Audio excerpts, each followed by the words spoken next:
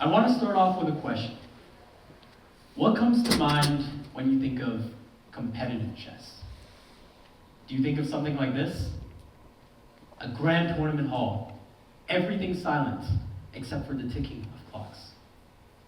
Or perhaps, for all of you who've watched The Queen's Gambit, maybe you think of something like this. A room full of spectators, all anxiously watching as Beth Harmon takes on basketball. You know, I don't blame you. For the longest time, I actually thought the same exact thing too. But I'm here to tell you that great chess isn't just played sitting under chandeliers or in velvet-lined rooms. It's played on the streets, sitting on plastic buckets, playing with flimsy paper chessboards, with pieces so worn down you can barely tell the knights from the pawns.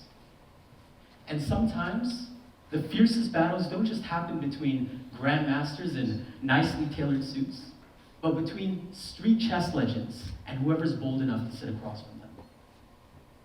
I learned this playing chess at North Avenue Beach in Chicago. Now, sitting across from me was a man who didn't really look like many of the grandmasters I'd studied. He was gray-bearded, unkempt, sporting tattered jeans and a loose t-shirt, but his eyes, they were sharp, steely, and unflinching. His name is Jamal, and he is one of the best chess hustlers that I have had the honor of playing. Just moments before, I had seen Jamal absolutely dismantle his opponent with computer-like precision, securing a cool $20 from the last game's buy as if it was nothing. When I stepped up, extended my hand to play, Jamal sized me up, looked me in the eyes, as if he could tell every single move I was about to make before I'd even made it. There was something different about Jamal. Jamal's confidence was electrifying, but it wasn't just his moves or his chess acumen that was astounding. No, it was the sheer joy and audacity that he brought to the game. It was deeply human, raw, and powerful. But you see, at the time, I wasn't really thinking about all that. As soon as we started to play, I wasted no time at all, launching a brutal counteroffensive on his queenside, my knights infiltrating his position, looking at his rooks, his bishops, his king, and for a second, I even thought, this game's in the bag, right? Nope. I was dead wrong. Jamal had seen it all coming. Jamal was unfazed. Slowly and calmly, Jamal neutralized every single one of my attacks, positioning his bishops in perfect diagonals, slicing open the board, cutting up my king into tiny, tiny pieces. Checkmate. I was stunned and trembling as I slid my hand into my pocket to pull out a crumpled $20 bill to hand to Jamal. Jamal simply smiled, waved my money away, thanked me for the game, and walked away. He just walked away. This encounter marked a turning point for me and my relationship with chess. You see, for over a decade, I'd been playing chess at a very high level, playing against some of the best players in the country for my age group. But as I started to climb the ranks, the pressure to win, the pressure to perform, started to cloud my love for the game. I had forgotten the simple joy of playing chess, just for fun. When I used to play casual games with my friends at Bryant Park. My dad used to take me there every single summer, and I have some of the fondest memories of sitting across from street chess hustlers, learning not just how to play the game, but how to love it. And even though I lost that game to Jamal, it was refreshing. Jamal's raw and relentless style was in complete contrast to the rigid play that I was usually seeing in tournaments. But what astounded me the most wasn't Jamal's tactical brilliance. It was where it came from. Jamal's mastery hadn't been forged through anything that we had seen normally, through expensive lessons or private coaches or elite academies. No, Jamal's mastery was forged through his experience, through adaptability, through instinct, and through playing against street chess hustlers on every corner. This game reminded me that learning, it isn't confined to books or to classrooms, but it can come from the most unexpected places. You see, studying the greats, it can teach you structure. But stepping outside that structure and seeking unconventional encounters, now that is what allows you to craft your own true unique style. And ever since that day with Jamal, I have been searching for more unconventional encounters. Let me show you how. So here's a picture of me chess hustling in Amsterdam. The guy in the green shirt and the bucket hat, that's Frank. The guy stringing the guitar, that's Eddie. He's just there having fun, enjoying himself. But chess hustling with Frank helped me step outside of my comfort zone and learn the art of striking up conversations with complete strangers. When I first met Frank, I realized he plays the bird opening, which, if you play chess, you'd understand why that's funny. But as our conversation morphed from a few friendly jabs, Frank and I began to connect effortlessly, even though we'd known each other for no more than 5 minutes. I was fascinated to hear about Frank's perspective on the Dutch chess scene, and how his game was largely influenced by Dutch chess legend Max Euwe. Funny enough, it's moments like these that teach you that the art of connecting with people lies in not taking yourself too seriously, and being genuinely interested in listening and learning to what other people have to say. But hey, don't get me wrong, Frank and I were not just there to talk, we were there to play.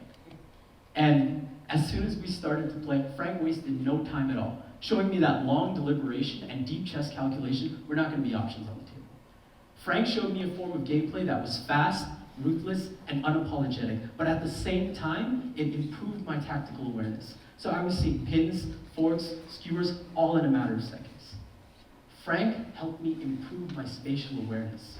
So I wasn't just seeing the board, but I was feeling the momentum of the game change, recognizing when a sudden piece sacrifice could completely tip the balance of the position in my favor. And here's another picture of me chess hustling on Lindendorf Hill in Zurich. Now, at first glance, it looks like a picture-perfect setting. You've got your cobblestone streets, your centuries-old trees, a nice panoramic view of the entire city. But on the chessboard, it's very different. And the challenge wasn't just on the board, it was in the conversation. You see, most of the hustlers there, they spoke German.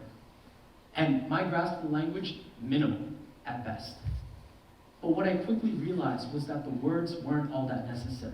Chess in itself was a language, and confidence was the accent that made it fluent. And then there was the game itself, blitz, the ultimate test of instinct. In classical chess, you have time to think, to second guess, to analyze every single move from every single angle. But in blitz, hesitation is a death sentence. The moment I doubted myself, I lost control. The moment I let uncertainty creep in, my opponent could sense it. That's how I realized that confidence, it isn't just a mindset. It's a weapon. The way I pushed the pieces, the way I held my posture, these seemingly small details could all influence the dynamics of the game. I learned to trust my instincts, to play with conviction, to make my opponents believe I was in control even when I wasn't. And these lessons, they extend far beyond the board. I'm sure that all of us have found ourselves in situations where overthinking has got the best of us. I know you all. You've all applied to job interviews, or you've had to make difficult decisions in short amounts of time. But it's in those moments where we have to make those split-second decisions that confidence, even when it's not truly felt, can completely change the outcome. It's the way we carry ourselves that influences not just how others perceive us, but how we perceive ourselves. And chess hustling on Lindendorf Hill showed me that confidence, it isn't about knowing all the answers. It's about trusting yourself even when you don't. And finally, we come back to where it all started. Bryant Park, New York City. Here I met hustlers of all types, from bankers to artists to musicians, who all shared with me the challenges of navigating a new career in the Big Apple, and how they did it. This city, which is once home to legendary American chess player Bobby Fischer, who, by the way, also rose to greatness playing against street chess hustlers, embodies the unpredictable nature of the game. You never know who you're going to play. The most unassuming player could be a grandmaster. That local artist down by the street corner, that could be a nationally ranked player with years of experience. But perhaps most importantly, chess hustling at Bryant Park taught me that not every great move is a computer-approved move. You see, the chess hustlers at Bryant Park thrive on unpredictability. In tournament play, players have time to deeply prepare, to precisely calculate.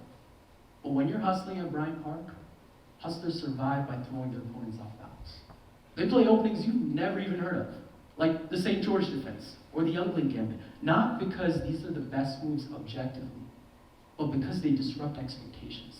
They force you out of memorized lines and into real human decision-making under pressure. And this same principle applies beyond the chessboard.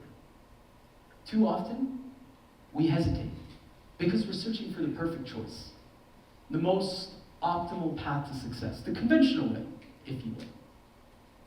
But folks, life isn't a chess engine. Believe me, sometimes there isn't always going to be a single best move. Sometimes it's the unconventional choice, that risky career switch, the unorthodox path that can yield the greatest returns. And so, when I look back to my game against Jamal, I realize now that it was more than just a loss. It was a wake-up call. It showed me that mastery isn't just about studying the greats. It's about stepping outside the familiar, embracing unpredictability, and learning from those whose brilliance isn't always recognized. So whether it was in Chicago, Zurich, Amsterdam, or New York, I saw firsthand the power of uncelebrated voices. The chess hustlers I played, they didn't have fancy titles or formal credentials, but their knowledge was just as profound. And that knowledge wasn't just shaped through textbooks, by experience, adaptability, and instinct. Now, having studied at Carnegie Mellon, I get it. I know what it's like to have to pursue success within a predefined academic framework. But guys, great insight is not exclusive to prestigious institutions. Great insight can come from the most unexpected places. Just as the chess hustlers I played honed their skills outside of tournament halls, great insight can come from anywhere.